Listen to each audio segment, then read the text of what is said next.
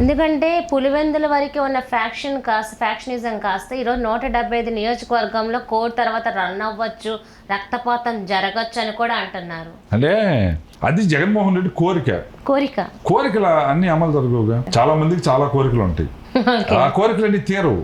అతని కోరిక అది. కానీ ఈరోజు తెలుగుదేశం పార్టీ వచ్చిన తర్వాత మీరు గమనిస్తే ఫ్యాక్షన్ పోయింది. చంద్రబాబు నాయుడు గారు ఉక్కుపాదంతో అంచానని చెప్పట్లా, అభివృద్ధి చేసి చూపించాడు. ఫ్యాక్షన్ దరిద్రంలో నుంచి వచ్చింది. ఇప్పుడు నా మీద దాడి ఎవడు చేశాడు? దరిద్రుడు చేశాడు. అప్పులు పాలైపోయి అప్పులు తీర్చుకోలేక ఆస్తులు లాక్కోవడానికి, అప్పులు ఎగ్గొట్టడానికి నా మీద ఒక దరిద్రుడు దాడి చేశాడు. వాడి శుభ్రంగా పోతే నా మీద దాడి చేసేవాడు కాదు.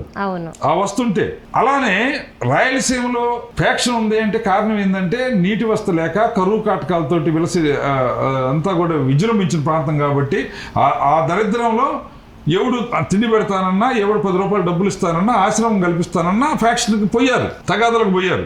తెలుగుదేశం పార్టీ వచ్చి తెలుగు గంగ పెట్టిన తర్వాత, నందిని నివాద్ వచ్చిన తర్వాత, గాలేరు నగరి నీటి వసతి కల్పించిన తర్వాత, తాగునీరు సాగునీరు కల్పించిన తర్వాత, బోరు వసతి కల్పించిన తర్వాత, విద్యుత్ ఆర్స్పవర్కి 50 రూపాయలు చొప్పున విద్యుత్ సౌకర్యం కల్పించిన తర్వాత, అనేక రూపాల్లో ప్రజలు పనిచేసుకుని డబ్బు సంపాదించుకుని అది వచ్చి చంద్రబాబు నాయుడు గారు వచ్చిన తర్వాత టెక్నాలజీని అభివృద్ధి చేసి ఇంజనీరింగ్ సెక్టర్ తీసుకొని వచ్చి ఐటీ విప్లవాన్ని తీసుకొచ్చిన తర్వాత ఆ పిల్లలందరూ కూడా తల్లిదండ్రులు కష్టపడి పనిచేసుకుని పంటలు పండించి పిల్లలందరూ చదువుకొని బెంగళూరు, హైదరాబాద్, చెన్నైలో ఉద్యోగాలు చేసుకునే పోయినాక ఎక్కడుంది ఫ్యాక్షన్?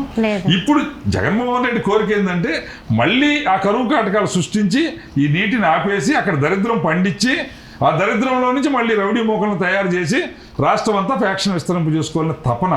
అందుకనే గత 5 సంవత్సరాల్లో రాయలసీమ ప్రాంతానికి కావాల్సిన నీటి ప్రాజెక్టులు మొత్తాన్ని అటకెక్కిచ్చాడు. మరి ఎలా 175 అవుట్ ఆఫ్ 175 25 ఎంపీ సీట్లు పక్కా సిద్ధమా అని అంత స్ట్రాంగ్ గా సిద్ధమేనా ప్రజలు మీరందరని అలా అంటున్నారు? మరి ఆ కాన్ఫిడెంట్ ఏంటి? అంటే మేకపోతు గాంభీర్యాలు వీటిని అంటారు. అంటే పోతున్నప్పుడు కూడా పోయే సంగతి తెలిసి కూడా